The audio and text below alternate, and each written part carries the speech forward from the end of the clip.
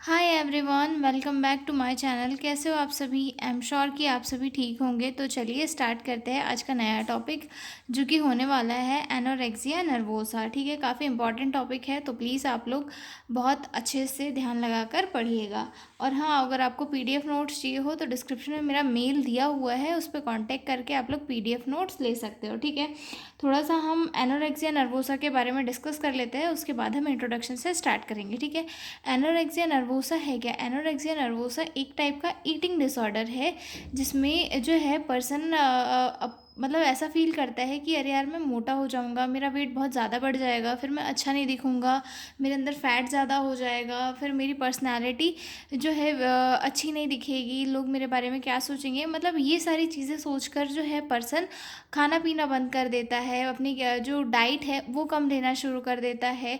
Even कई बार खाने को स्किप करना शुरू कर देता है, खाने से मतलब एक टाइप से दूर होना चाहता है, ताकि अपना फिगर वो मेंटेन करके रखे और लोगों के सामने उसकी इमेज अच्छी बनी रहे। ठीक है, और आजकल की जो जनरेशन है उसमें ये जो डिसऑर्डर है ये मोस्टली देखा जा रहा है, क्योंकि आजकल की जनरेशन में सब लोग सोशल मीडिया से जो है इन्फ्लुएंस हुए रहते हैं। बच्चों के हाथ में, सभी के हाथ में फ़ोन्स रहते हैं, उन्हें मतलब सारी चीज़ें जो है वो देखते हैं और उन्हीं से अपने माइंड में लाते हैं कि नहीं, मॉडल है, मॉडल कैसी थी एकदम जो है दुबली पतली सी जॉ लाइंस वगैरह थी, तो हमें भी वैसे ही रहना है। अगर हम ज़्यादा नहीं खाएंगे तो हमारी हेल्थ भी जो है उनके जैसे ही रहेगी।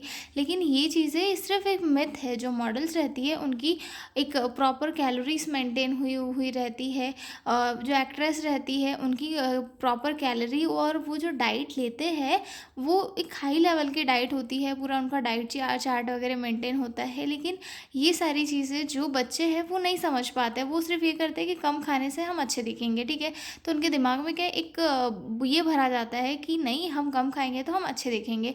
तो ये जो डिसऑर्डर, ये चीज़ें जब लंबे टाइम तक चलते जाती है तो ये क्या कहलाती है? एनोरेक्सिया नर्वोसा, जिसमें पर्सन जो है खाने को स्किप करना शुरू कर देता है। ठीक है, ये एक टाइप का ईटिंग डिसऑर्डर है। इसके पहले मैंने ईटिंग डिसऑर्डर के ऊपर एक वीडियो पोस्ट कर दी है, आप चाहे तो उसे जो है मेरे मेंटल हेल्थ नर्सिंग की प्लेलिस्ट में जाकर देख सकते हो। ठीक है, यहाँ पर जो एनोरेक्सिया नर्वोसा के ऊपर हम डिस्कस करेंगे। ठीक है, यहाँ पर पेशेंट जो है अपना खुद का खाना रेस्ट्रिक्ट कर देता है और बहुत कम खाता है या फिर बिल्कुल नहीं खाता है। ठीक है, उसे हमेशा लगता है कि मैं मोटी हूँ, या फिर जो है मेरी हालत बहुत ज़्यादा है, चाहे फिर वो पतली क्यों नहीं है, वो अपना एक ये बना चुकी होती है कि नहीं, मैं मोटी हो जाऊँगी तो इसलिए मैं खाना जो है कम खाऊंगी। ठीक है, तो यही था हमारा एनोरेक्सिया नर्वोसा। हम लोग इंट्रोडक्शन से स्टार्ट करते हैं।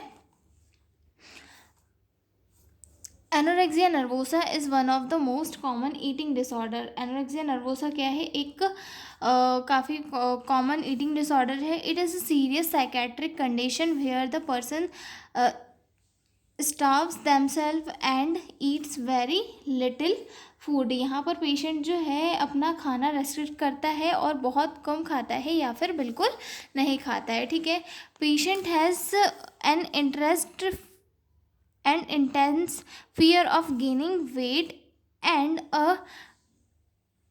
Destroyed body image. जो पेशेंट है वो उसे बहुत ज़्यादा डर रहता है वेट गेन हो जाने का, कि अगर मैं खाना खाऊंगा तो जो मेरा वेट है वो बहुत ज़्यादा बढ़ जाएगा, जिसके कारण जो है पेशेंट का जो बॉडी इमेज है वो डिस्ट्रॉय हो जाता है। मतलब वो जो है रियलिटी को एक्सेप्ट नहीं कर पाता, उसका जो बॉडी इमेज है वो एकदम ये हो जाता है, डिस्ट्रैक्ट हो जाता है। ठीक है, mostly seen in adolescent and young female but can also अगर इन मेल। और ये मोस्टली किन में देखा जाता है? जो एडोलसेंस है उनमें देखा जाता है, और मोस्टली फीमेल्स में देखा जाता है कि अगर मैं पतली नहीं रहूँगी तो मैं कम अट्रैक्टिव लगूंगी। और आजकल तो ये मेल में भी देखा जाने लग गया है। ठीक है, डेफिनेशन देखते हैं। Anorexia nervosa is a psychological eating disorder characterized by self-starvation, intense fear of becoming fat, and distorted body image leading to severe weight loss and malnutrition. तो एनोरेक्सिया नर्वोसा एक ऐसी साइकोलॉजिकल कंडीशन है या फिर ऐसा psychological disorder है जो किस चीज़ से कैरेक्टराइज होता है, सेल्फ स्टारवेशन मतलब कि जो है अपने आप को पर्सन जो है भूखा रखता है और जो है उसे बहुत ज़्यादा इंटेंस फियर होता है किस चीज़ का, उसका वेट बढ़ जाने का, ठीक है। और जो है वो अपनी बॉडी को जो है गलत तरीके से देखने लगता है कि मेरी बॉडी मोटी है, चाहे फिर उसकी बॉडी पतली क्यों नहीं रहे, वो अपनी बॉडी को समझने लगता है कि मेरी बॉडी जो है मोटी है और इसके कारण जो है वो खाना वगैरह नहीं खाता है और जिसके कारण उसका जो वेट लॉस है वो होते जाता है और उसकी बॉडी में माल न्यूट्रिशन जैसी कंडीशन आ जाती है, ठीक है। अब ईटियोलॉजी देखते हैं कि किन किन रीजंस की वजह से कॉज होता है। सबसे फर्स्ट आता है इसमें बायोलॉजिकल फैक्टर्स। बायोलॉजिकल फैक्टर्स में क्या आएगा, जो जेनेटिक रिस्पॉन्डिंग, मतलब अगर फैमिली में किसी को रहा हो, मदर फादर में किसी को रहा हो या फिर उनके पहले किसी को रहा हो तो उस कंडीशन में हो सकता है, ठीक है।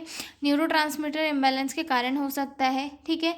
उसके बाद आता है साइकोलॉजिकल फैक्टर्स भी इसमें कंट्रीब्यूट करते हैं, जैसे कि लो सेल्फ स्टीम यानी कि अपने आप को कम आंकना, यानी कि कम समझना कि भाई मैं तो मोटा हूँ, मैं ऐसा हूँ, मैं ऐसा हूँ, मुझे लोग पसंद नहीं करेंगे। ये सारी चीज़ें माइंड में अगर आती है किसी पर्सन के तो उस कंडीशन में जो है डरते डरते पेशेंट के माइंड में एक डिसऑर्डर कॉज हो जाता है, ठीक है।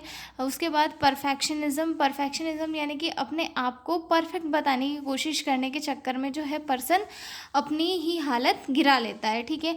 और उसके बाद एंजाइटी डिप्रेशन के कारण भी हो सकता है। डिप्रेशन के कारण जो पेशेंट है अपने आप को डिप्रेस मानता है, अपने आप को वीक मानता है, सबसे पिछड़ा हुआ मानता है और उस मतलब वो पिछड़े हुए रहने के कारण जो है वो अपने आप को सोचता है कि मैं थोड़ा अगर अच्छा दिखूंगा तो हो सकता है मैं सबके बीच में जगह बना लूँ। तो ये सारी चीज़ें जो है एक डिसऑर्डर कॉज करने में कंट्रीब्यूट करती है, ठीक है।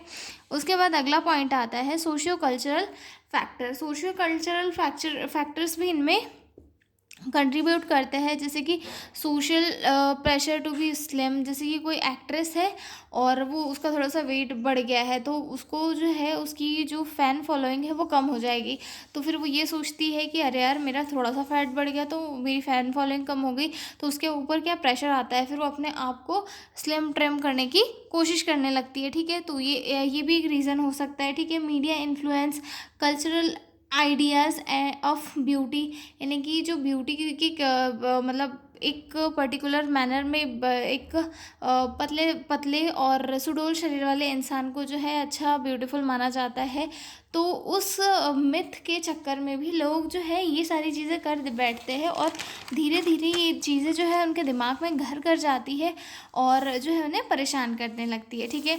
उसके बाद आगे देखते हैं फैमिली फैक्टर्स भी इनमें कंट्रीब्यूट करते हैं, जैसे कि ओवर प्रोटेक्टिव पेरेंट्स या फिर critical family environment. Over protective parents कैसे, मतलब आजकल हम लोग जो नई नई मम्मीज़ को देख रहे हैं वो मम्मियाँ बोलती है नहीं मेरे बच्चे को ये मत दो, मेरे बच्चे को ये हो जाएगा, मेरे बच्चे को वो मत दो, वो हो जाएगा। तो ये जो मतलब स्टार्टिंग से ही बच्चे को अगर ऐसे मतलब बेबी फीड करा रहे हैं पेरेंट, तो बच्चा बड़ा होकर भी उन्हीं चीज़ों का आदी रह जाता है, तो फिर उसके दिमाग में वही चीज़ें बैठती है कि नहीं मैं तो इतना ही खाऊंगी, यही खाऊंगी और इसके अलावा मैं जो कुछ नहीं खाऊंगी, नहीं तो फिर मैं नहीं खाऊंगी।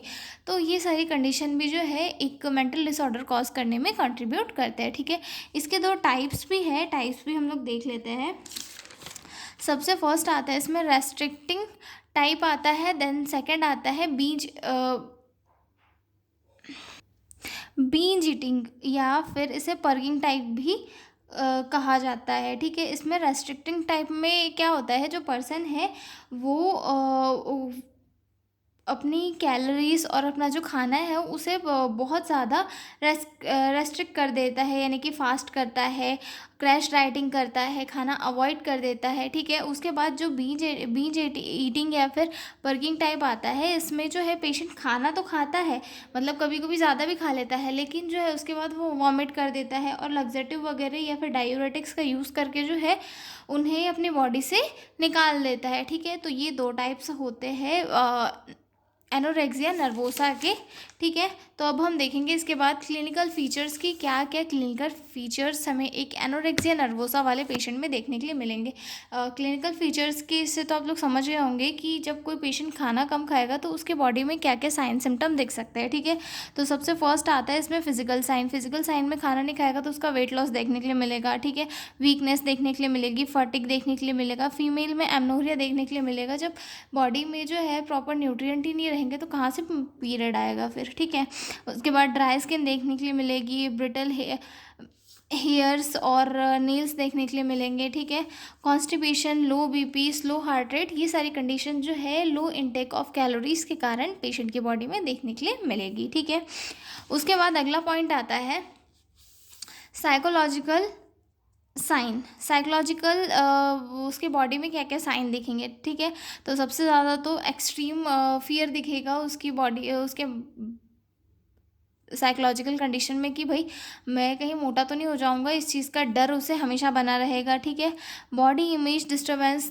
दिखेगी। ठीक है, obsession with food calories, dieting, मतलब डाइटिंग का और फूड की कैलोरीज से उसे ऑब्सेशन होने लगेगा। जैसे कि किसी पर्सन को ओसीडी होता है तो उस कंडीशन में भी क्या रहता है, वो डरा हुआ रहता है चीज़ों से।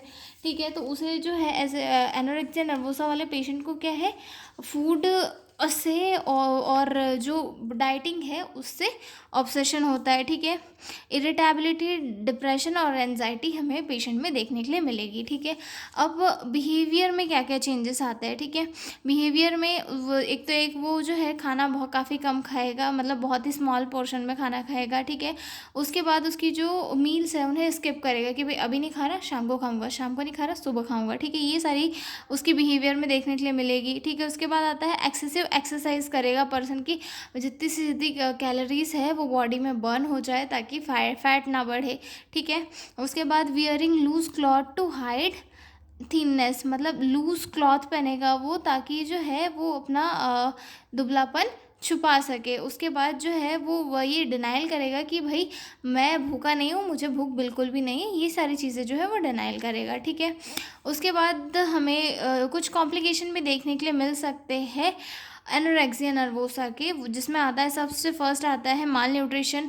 अब सीधी सी बात है, बंदा खाना पीना ही नहीं खाएगा तो उसकी बॉडी में माल न्यूट्रिशन देखने के लिए मिलेगा। ठीक है, इलेक्ट्रोलाइट इम्बैलेंस देखने के लिए मिलेंगे। उसके बाद हार्ट प्रॉब्लम्स देखने के लिए मिलेगी, ऑस्टियोपोरोसिस, जब बॉडी में प्रॉपर न्यूट्रिएंट ही नहीं जाएंगे तो डिसीजेज धीरे धीरे अपना घर जो है पर्सन की बॉडी में करने लगती है। ठीक है, उसके बाद इनफर्टिलिटी देखने के लिए मिलेगी, मल्टी ऑर्गन फेल्योर के चांसेस हो सकते हैं, और अगर इसे ट्रीट नहीं किया गया टाइम रहते, न्यूट्रिशन जो इम्बैलेंस है उसे अगर प्रॉपर इसमें नहीं लाया गया तो पेशेंट की डेथ भी हो सकती है। ठीक है, आगे देखते हैं हम लोग मैनेजमेंट ऑफ